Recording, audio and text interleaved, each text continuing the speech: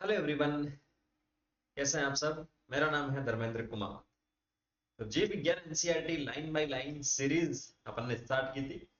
दो लेक्चर इसके ऑलरेडी अपन ने पढ़ लिए हैं, डिस्कस कर लिए एनसीईआरटी के, जिसमें जो चैप्टर अपना है वो है वंशागति और विविधता के सिद्धांत।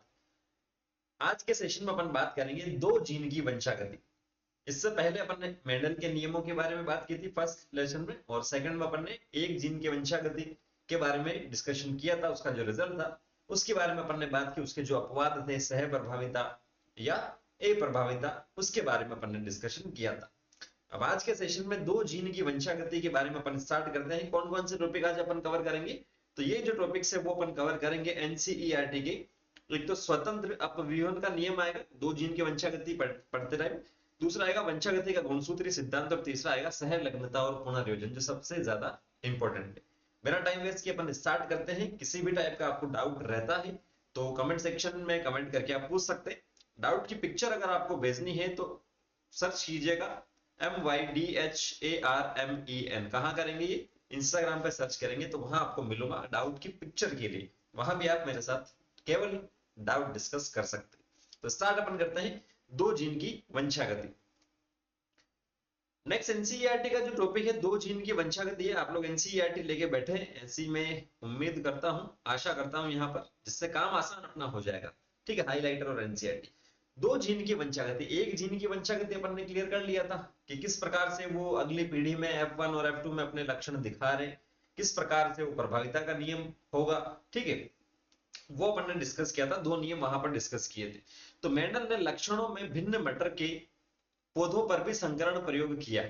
मेंडल ने दो लक्षणों में, एक लक्षण की बात की तो अपन ने वहां पर बोला था कि ऊंचाई ले लो, तो वहां कैपिटल टी स्मॉल टी के बीच में जो तद्रूप प्रजनन सम जो पादप थे उसके बीच में संकरण कराया था। तद्रूप प्रजनन का मतलब बार बार बता रहा हूं कि स्वपरागण कराने के बाद में एक तरह से जो प्योर शुद्ध पौधे आपको मिल रहे थे उसे अपन तद्रूप प्रजनन संपादक कह रहे हैं।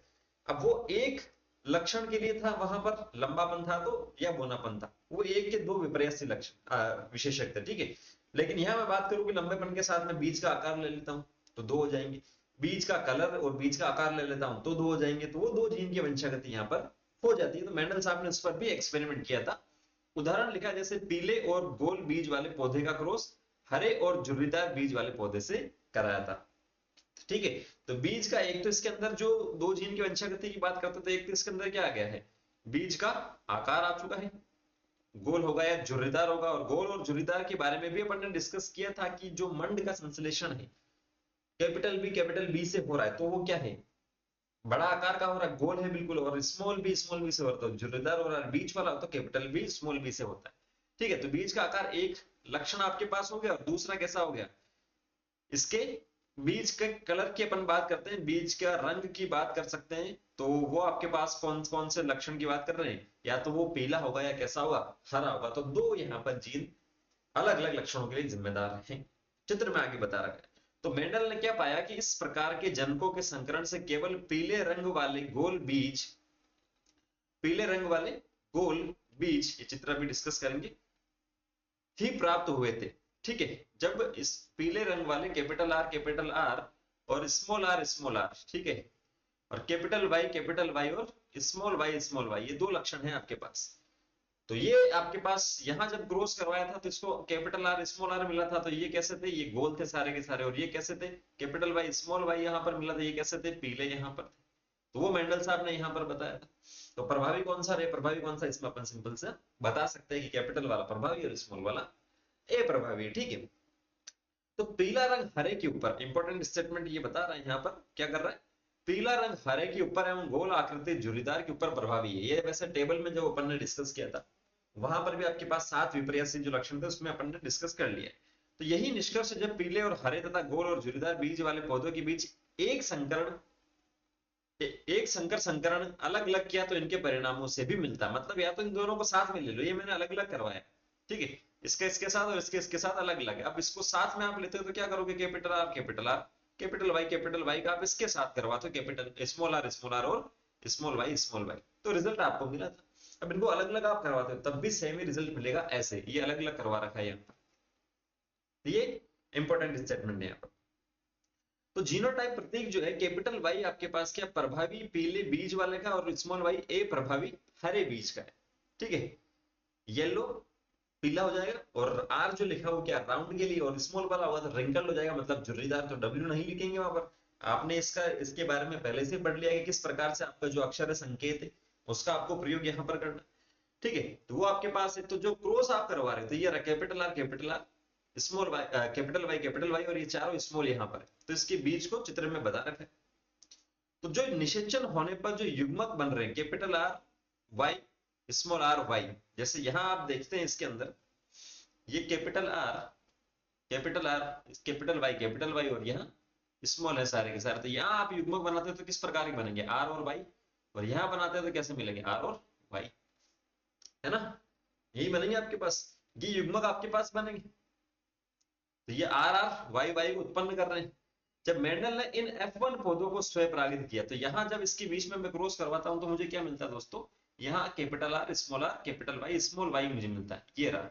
और यहां से अगर मैं क्रॉस करवाऊं मतलब ये F1 पीढ़ी आपको मिल गई है F1 में, और इसमें आपसे पूछा जाए लक्षण प्रारूप क्या होगा, तो लक्षण प्रारूप कैपिटल आर वाला प्रभावी है तो क्या मिलेगा गोल, और कैपिटल वाई वाला भी प्रभावी तो क्या मिलेगा पीला, नहीं गोल पीला यहाँ पर मिलेंगे सारे के सारे।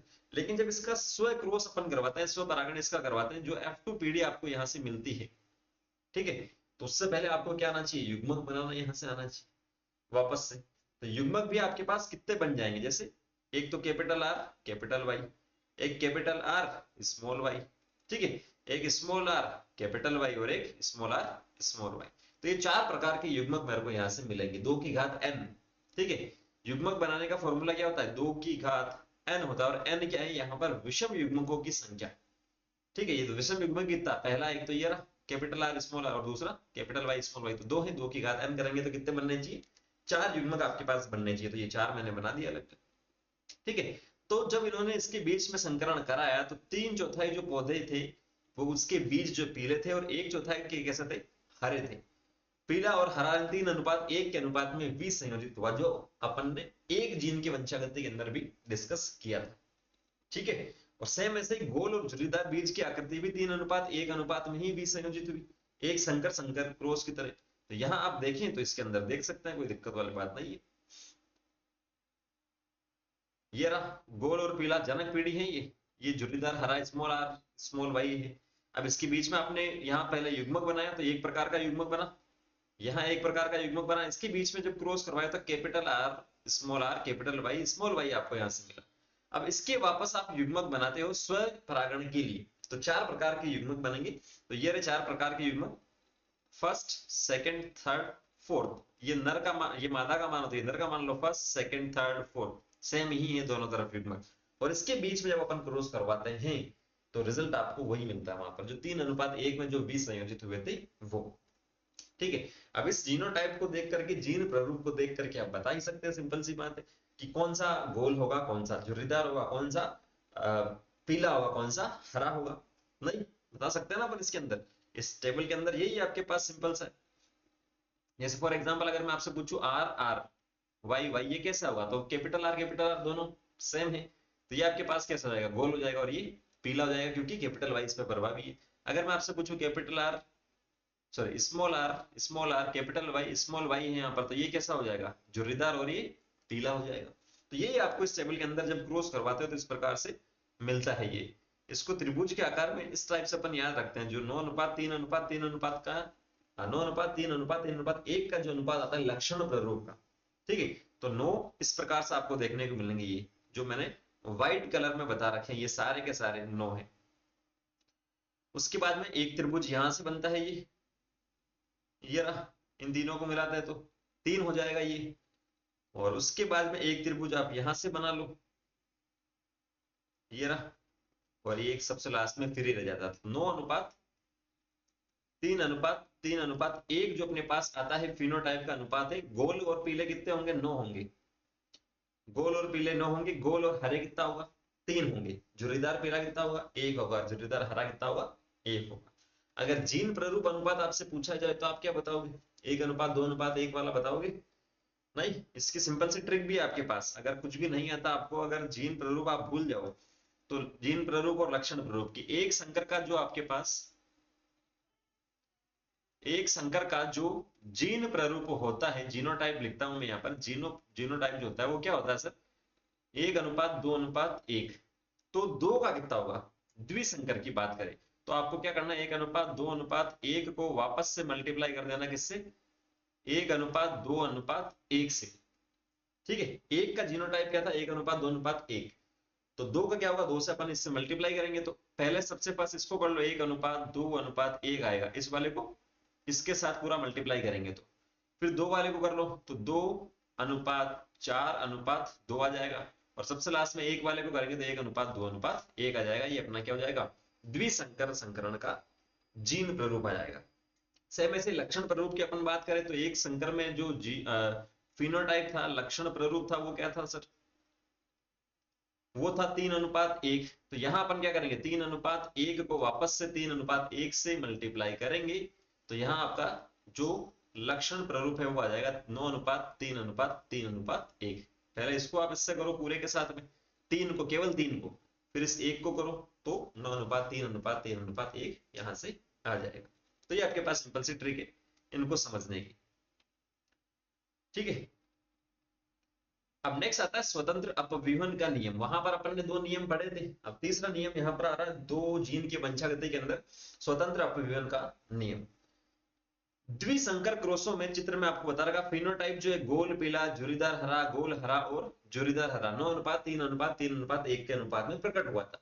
मेंडल द्वारा अध्ययन किए गए कई लक्षण युग्मकों में ऐसा ही अनुपात देखा गया। 9:3:3:1 के अनुपात को 3 पीला और 1 हरा के साथ 3 गोल और 1 झुर्रीदार को संयोजन श्रेणी के रूप में व्युत्पन्न किया जा सकता था, मतलब साथ साथ में किया जा सकता था। तो एक जीन जो है वो क्या कर रहा है, बीज के जो कलर है, रंग है, उसको नियंत्रित कर रहा है। तो बीज का कलर कौन सा, पीला और हरा। दूसरा जो जीन है जो उसी के साथ में, तो वो क्या करेगा, उसके आकार को नियंत्रित कर रहा है, जो आकार क्या है, गोल और झुर्रीदार। तो इस प्रकार से आपको मिल जाएगा ये, इस प्रकार से व्युत्पन्न आप लिखोगे 3:1 और 3:1 तो 9:3:, ये आपको यहां पर मिल जाएगा।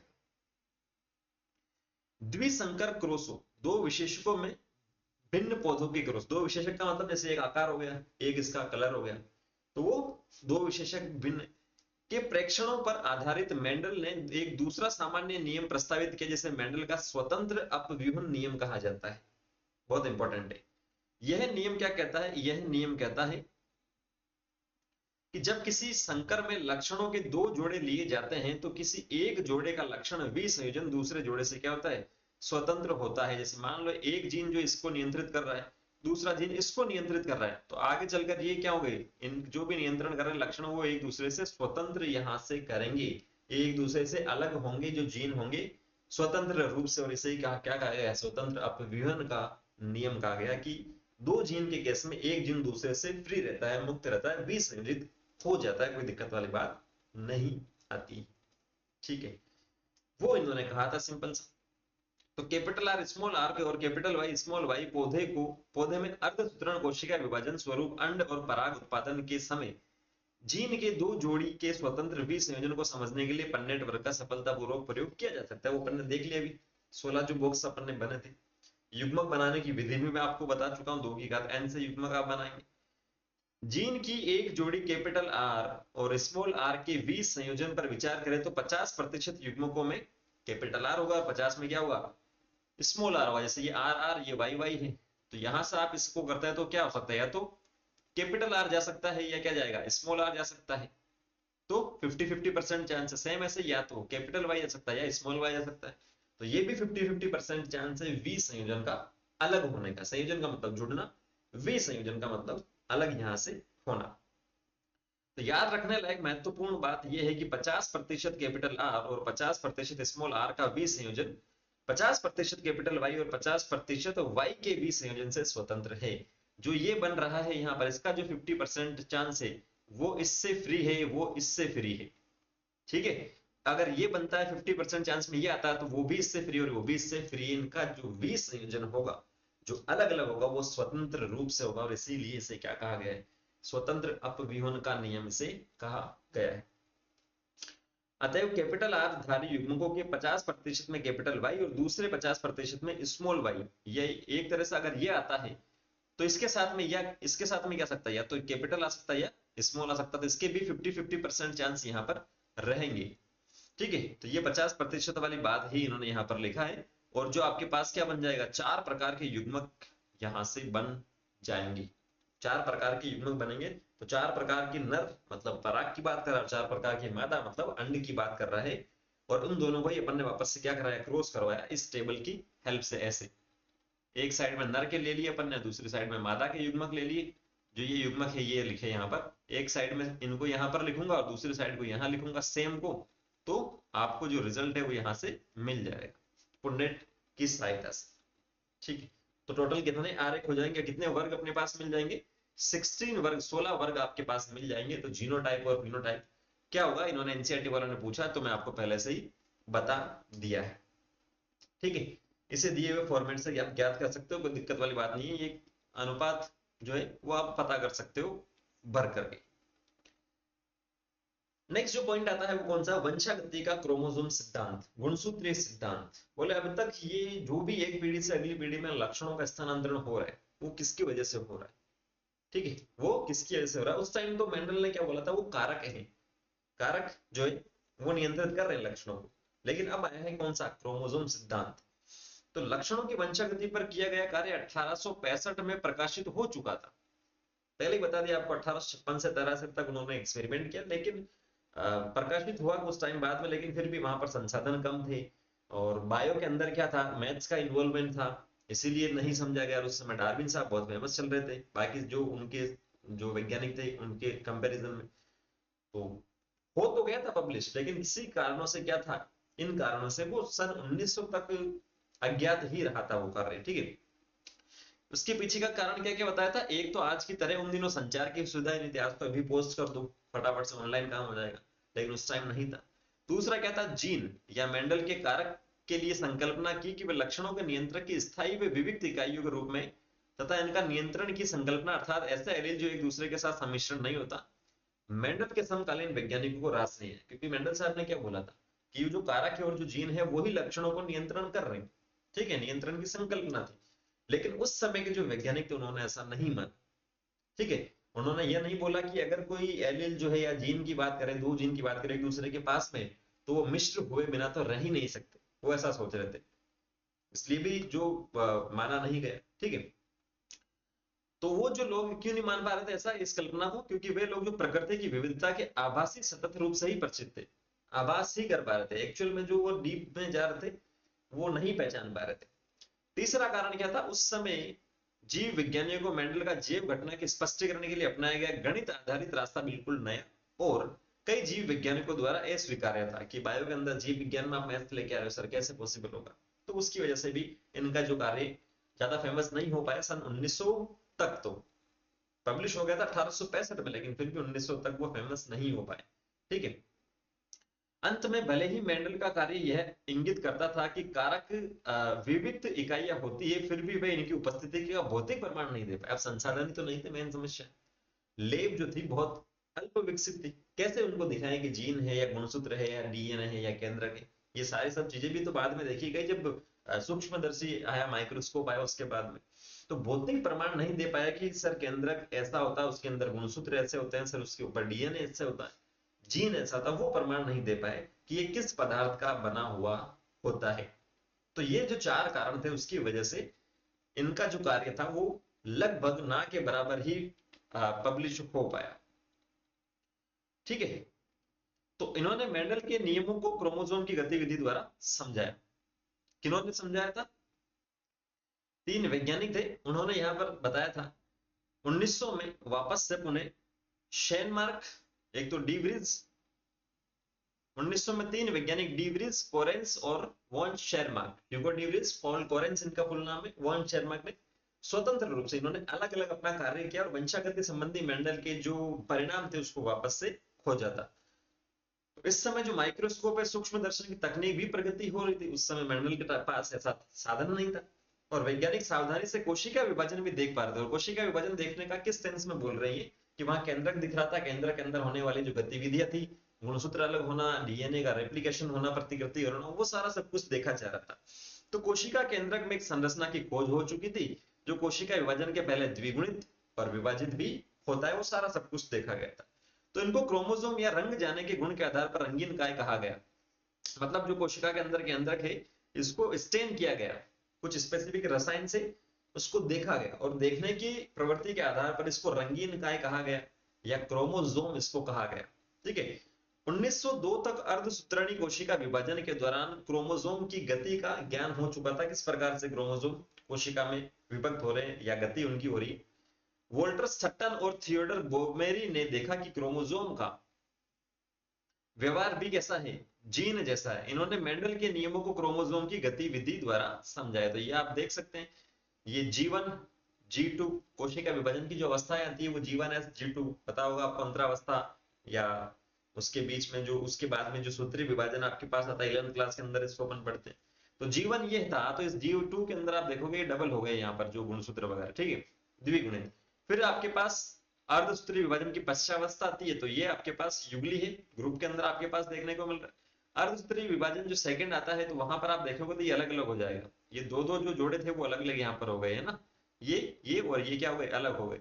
और ये जनक कोशिका के अंदर आपके पास वापस से क्या होगा, गुणसूत्रों की संख्या आधी रह गई। मतलब जो युग्मक आपके पास बन रहा है, यहाँ अगर आपके पास 46 है मनुष्य के केस में, तो यहाँ कितने रह जाएंगे, 23 रह जाएंगे गुणसूत्रों की अपन बात करें तो। कैसे, तो इसके अंदर 4 क्रोमोसोम वाले कोशिका में अर्धसूत्री विभाजन बता रखा, जनक कोशिका इसके अंदर बता रखा किस प्रकार से भी संयोजित होते हैं, वो भी बता रखा है। ठीक है। तो कोशिका विभाजन की समसूत्रण और अधिसूत्रण विधियों से गुणसूत्रों के व्यवहार को ध्यान में रखते हुए इसे समझाया जा सकता है। जीन के समान गुणसूत्र भी युग्म में पाए जाते हैं। जो जीन है वो युग्म में है, तो गुणसूत्र भी क्या होंगे, युग्म में होंगे। कैसे होंगे, एक तो आपके पास मेल और एक फीमेल से एक गुणसूत्र जो है कहां से आएगा, नर से आएगा, दूसरा कहां से आएगा, मादा से आएगा। अगर इसके पास 23 है तो इसके पास भी 23 है, युग्मक कोशिका के अंदर वापस जब ये जुड़ेंगे एक दूसरे के साथ में आएंगे, तो जो बच्चा है उसके अंदर 46 गुणसूत्र यहाँ से हो जाएंगे। और ये जो 46 गुणसूत्र आपके पास होंगे, सारे अलग अलग होंगे वैसे, तो यहाँ जो गुणसूत्र आ रहा है वो क्या है, इस प्रकार के स्ट्रक्चर बनाएगा, इसे अपन बोलते हैं समजात गुणसूत्र। जो आकार या स्ट्रक्चर में थोड़ा बहुत समान होता है उसे अपन बोलते हैं समजात गुणसूत्र। तो ये भी क्या होंगे, युग्म के रूप में आपको देखने को मिलेंगे। एक एलील के दोनों जीन समजात गुणसूत्र के समजात स्थान पर विद्यमान होते हैं। एक कोई एलील है, एक एलील के दोनों जीन, जैसे मान लो एक जीन यहां पर है तो इसका भी दूसरा यहां पर होगा, समान जो स्थान है वहां पर आपको देखने को मिलेगा। ठीक है। मेंडल के नियमों का क्रोमोसोम गतिविधि द्वारा समझा है, तो ये अपन ने पढ़ लिया यहाँ पर। अब यहाँ एक टेबल आपको दे रखी, तालिका दे रखी 4.3, क्रोमोसोम और जीन के व्यवहार में तुलना इन्होंने बता रखा है। तुलना क्या बता रखा, पहले इन्होंने जो यहाँ पर लिखा वो तो आपको आ जाना चाहिए कि जीन के समान गुणसूत्र भी क्या होता है, युग्म में पाए जाते हैं और इसकी गति भी लगभग वैसे ही आपको देखने को मिलती है। तो ए आपको बता रखा है यहाँ पर क्या है, जोड़े में होता है, तो बी भी जोड़े में होता है। लिखा युग्मक जनन के दौरान इस प्रकार भी संयोजित होता है कि एक युग्मक जोड़े में से केवल एक ही जाता है। तो यहाँ पर भी सेम वैसे ही लिखा कि एक ही युग्मक प्राप्त होता है। अलग अलग जोड़े एक दूसरे से स्वतंत्र भी संयोजित होते हैं और एक जोड़ा दूसरे से स्वतंत्र भी संयोजित होता है। और नीचे लिखा कि आप बतला सकते हैं कि इन दो स्तंभों ए और बी में से कौन सा क्रोमोसोम का और कौन सा जीन का प्रतिनिधित्व करता है, ये निर्णय आप कैसे लेंगे, क्या आपको ये आता है? तो आप कमेंट सेक्शन में जवाब इसका आप दे जरूर। नहीं आता तो मैं आपको यहाँ पर बता देता हूं कि जो ए वाला है आपके पास वो क्या होगा, गुणसूत्र होगा इस टेबल के अंदर। क्यों होगा, क्योंकि इसने लिखा कि युग्मक जनन के दौरान एक दूसरे से भी संयोजित होता है। ठीक है, ये भी एक युग्मक में चला जाता है, लेकिन अलग अलग जोड़ा एक दूसरे से स्वतंत्र भी संयोजित होता है। जैसे गुणसूत्र आपके पास एक जोड़ा ये रहा, ये यहाँ पर समजात गुणसूत्र, फिर दूसरा जोड़ा ये रहा, ये यहाँ पर ये रहा, तो यहाँ ये जो होगा विसंयोजित होगा, तो इससे ये स्वतंत्र है। ठीक है। और दूसरे केस में क्या लिखा, एक जोड़ा दूसरे से स्वतंत्र विसंयोजित होता है, एक जोड़ा दूसरे से स्वतंत्र विसंयोजित होता है। तो जो जीन की अपन यहां बात कर रहे हैं वो वाले जोड़े की यहां पर बात इन्होंने सिंपल सी की है।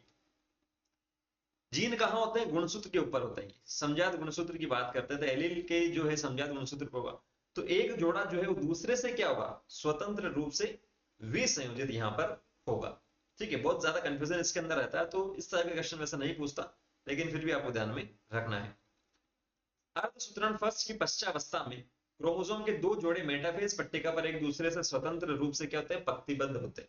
ये सेल वाले चैप्टर के अंदर लेके जा रहा है कि मेटाफेज मतलब मध्यावस्था की ये बात कर रहा है सिंपल सा। तो जो गुणसूत्र के जो जोड़े होते हैं वो मध्य में आ जाते हैं। किसी कोशिका की बात करें इस प्रकार से, तो गुणसूत्र के जो जोड़े होते हैं वो यहाँ बीच में आ गए, ये बीच में आ गए, है ना।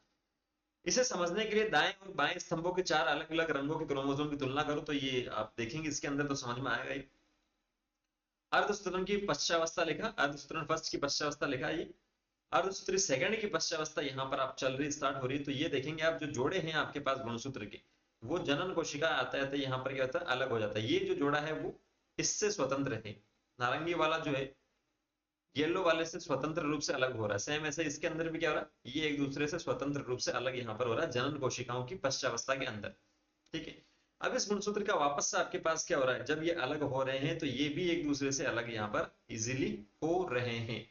संभावना फर्स्ट आपके पास लिखिए कि एक लंबा श्वेत और एक छोटा श्वेत क्रोमोसोम और लंबा काला और छोटा काला क्रोमोसोम एक ही ध्रुव है। यहाँ काला कलर तो कोई दे ही नहीं रखा इन्होंने, कैसे बताएं इसको, नहीं।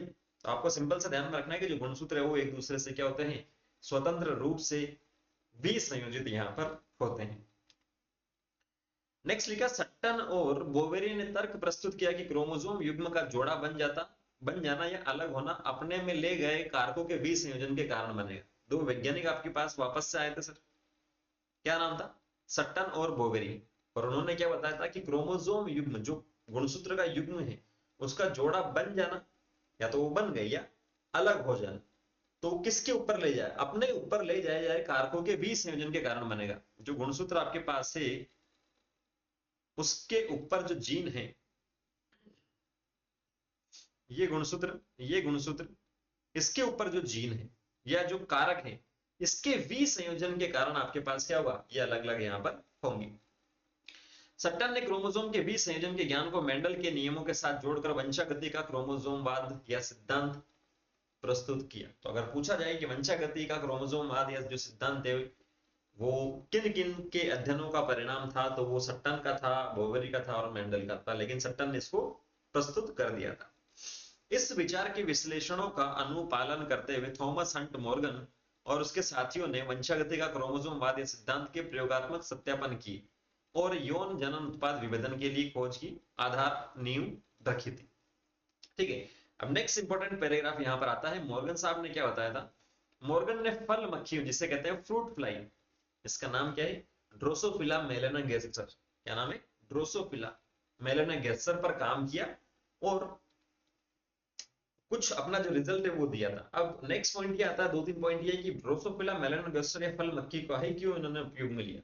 सबसे पहली बात तो इनको कृत्रिम माध्यम पर रखा जा सकता था। सेकंड बात करें, कम समय में अधिक जो है संतति उत्पन्न कर सकते थे, नर और मादा में इजीली अपन विभेद कर सकते थे। ये तीसरा इसका पॉइंट था, नर जो होता है वो छोटा होता है और मादा बड़ी यहाँ पर होती है, और आनुवांशिक विविधता भी यहाँ पर थी जिसे छोटे माइक्रोस्कोप की मदद से भी देख सकते थे। तो ये चार पॉइंट थे फल मक्खी को चुनने का। ठीक है, तो पहला क्या था, सरल कृत्रिम माध्यम पर रखा जा सकता था। दूसरा क्या था, जीवन चक्र है वो 2 सप्ताह में ही पूरा कर लेते थे, तो कम समय में रिजल्ट मिल जाएगा। तीसरा क्या, एकल मैथुन से विशाल संतति उत्पन्न हो रही थी, संभव थी। चौथा क्या था, लिंगों का विभेद स्पष्ट था, नर और मादा में नर छोटा था और मादा बड़ा था, और आनुवांशिक विविधताएं की अनेक प्रकार की थी जिसे कम क्षमता वाला माइक्रोस्कोप से देखा जा सकता है। तो ये रहा नर और ये रही मादा। तो मॉर्गन साहब ने इसीलिए इसको यहां से चूज किया था।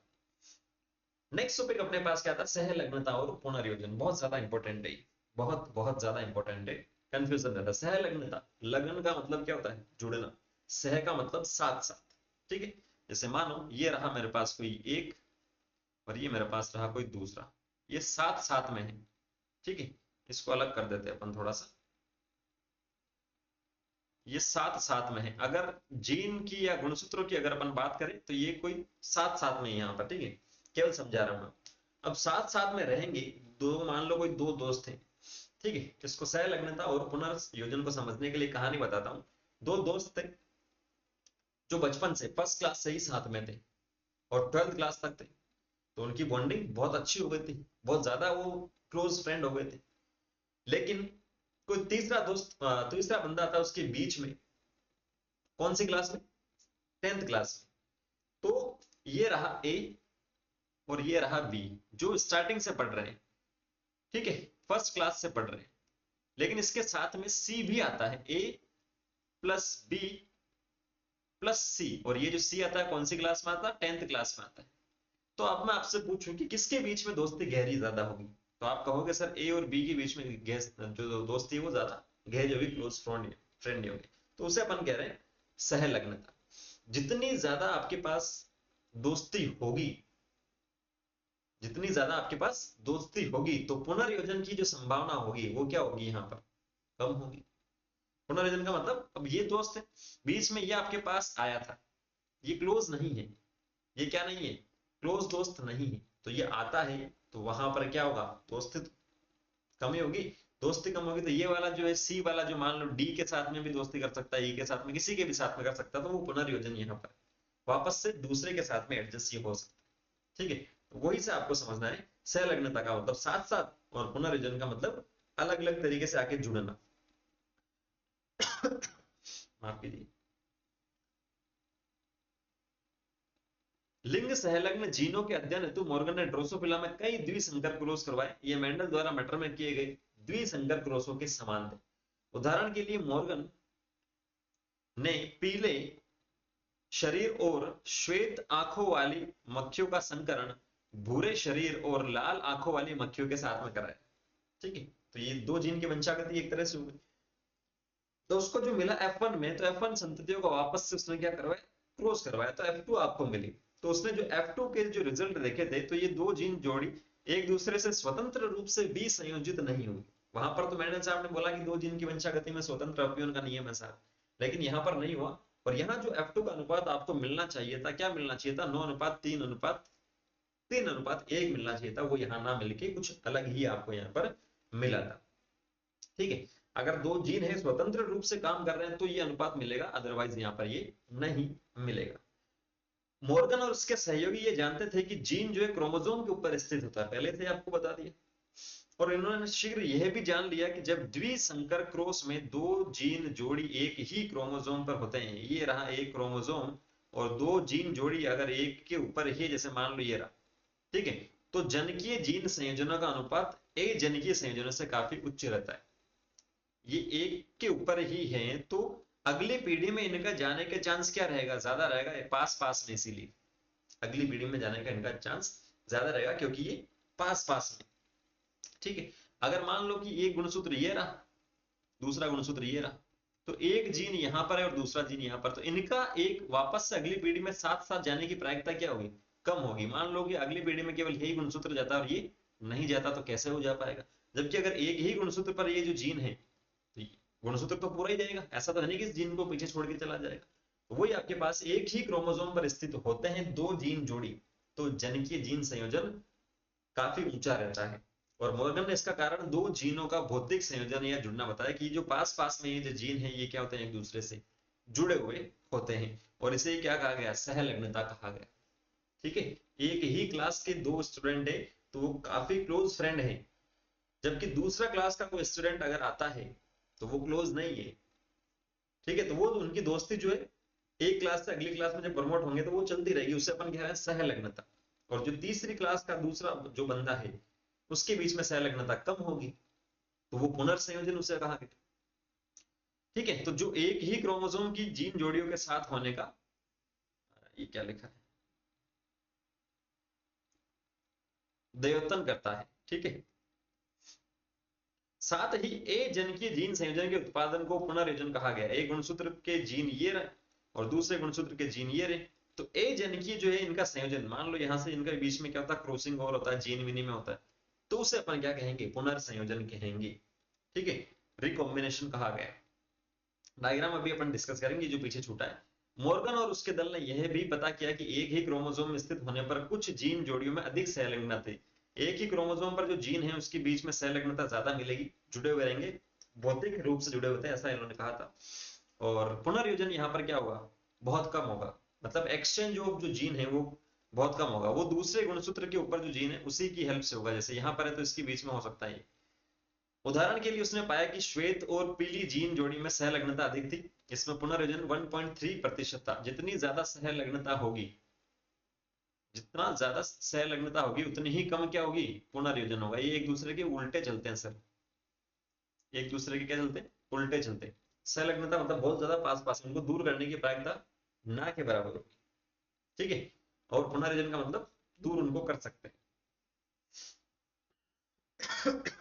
तो जितनी ज्यादा सहलग्नता होगी पुनर्योजन उतना ही क्या होगा, कम होगा।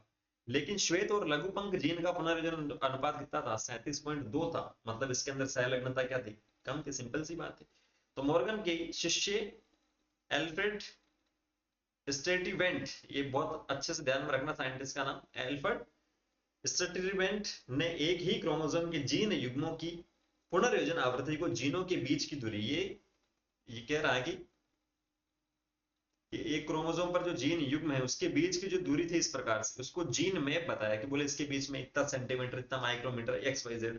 तो ये आपके पास डिस्टेंस के बीच को मानकर उसने क्रोमोसोम के चित्र बताए थे। इसके क्रोमोसोम के अंदर एक चित्र बना दिया था, मतलब क्रोमोसोम में जो जीन है इस प्रकार से जीन का मैप कर दिया और बोल दिया कि ये आरेख बना दिया कि यहाँ यहाँ सर जीन होते हैं ऐसे। तो इसे क्या कहा गया, रिकॉम्बिनेशन मैप कहा गया कि कौन सा जीन कहाँ है। और पूरे जीनोम का निर्धारण में ये जो रिकॉम्बिनेशन मैप है, आनुवंशिक नक्शे बहुत ज्यादा उपयोगी यहाँ पर हो रहे हैं, ठीक है। तो ये चित्र को अपन डिस्कस करते हैं फटाफट से। ये रहा यहाँ पर नर और मादा, आपको बताया जा रहा है क्रॉस ए है यहाँ पर, ठीक है। ये पीला और श्वेत है जनकी, और ये वन्य प्रकार का है। वन्य प्रकार का मतलब क्या है, किसी प्रकार का परिवर्तन नहीं हुआ उसके अंदर, ओरिजिनल जैसा है वो वैसा ही है, ठीक है। तो F1 पीढ़ी है यहाँ पर, इसके बीच में अपन ने क्रॉस करवाया, तो F1 पीढ़ी जो है आपको यहाँ पर देखने को मिल रही है सिंपल सी। तो ये वन्य प्रकार और ये पीला श्वेत है। तो जनकीय जो प्रकार है यहाँ पर 98.7% है, वो पुनर्योजन कितना हो रहा है, 1.3 हो रहा है। क्यों, क्योंकि ये जो कैपिटल वाई, स्मॉल वाई और स्मॉल डब्ल्यू जो है एक दूसरे के बहुत पास है, तो इनको अलग करने में थोड़ी सी दिक्कत हो रही है, ठीक है। तो यहाँ जनकीय प्रकार आपको लगभग वैसा ही मिल रहा है 98.7%, जबकि पुनर्योजी 1.3% मिल रहा है, ठीक। जबकि इधर केस की बात करें तो यहाँ देखो श्वेत, लघुतर और वन्य प्रकार, इन जीनों के बीच में जो है डिस्टेंस देखो थोड़ी ज्यादा है। डिस्टेंस ज्यादा है तो इनको क्या होगा, अलग करना आसान होगा। अलग करना आसान होगा मतलब पुनर्योजन ज्यादा होगा। तो पुनर्योजन ज्यादा होगा तो जो पहले पेरेंट में था वो बच्चों के अंदर नहीं होगा। तो यहाँ जनकीय प्रकार आपको कम मिलेंगे 62.8%, और पुनर्योजन प्रकार बढ़ जाएगा। क्यों, क्योंकि जीन के बीच की डिस्टेंस ज्यादा है तो इनको अलग करना आसान यहाँ पर होगा। जबकि जीन के बीच की डिस्टेंस कम है तो इनको अलग करना आसान नहीं होगा, वहां जो है पुनर्योजन कम होगा। यही इस चित्र का क्या है, सार है, ठीक है। यही इस चित्र का क्या है, सार है। कोई दिक्कत आपको नहीं आनी चाहिए। नीचे तो वही बता रखा है कि किस प्रकार से क्रॉस हो रहा है, किस प्रकार से नहीं हो रहा है। क्लियर है, यहां तक क्लियर हो जाना चाहिए। तो आज के सेशन में इतना ही करेंगे, नेक्स्ट सेशन में मिलेंगे तो नए टॉपिक के साथ में मिलते हैं अपन। किसी प्रकार का आपको डाउट रहता है तो कमेंट सेक्शन में कमेंट करके पूछ सकते हैं, नहीं तो इंस्टाग्राम पर इस आईडी से मैं आपको मिलूंगा, वहां MYDHARMEN इस पर सर्च कीजिए और अपना डाउट मुझे भेज सकते हैं। केवल डाउट की ही अपन बात करेंगे, ठीक है। Thank you.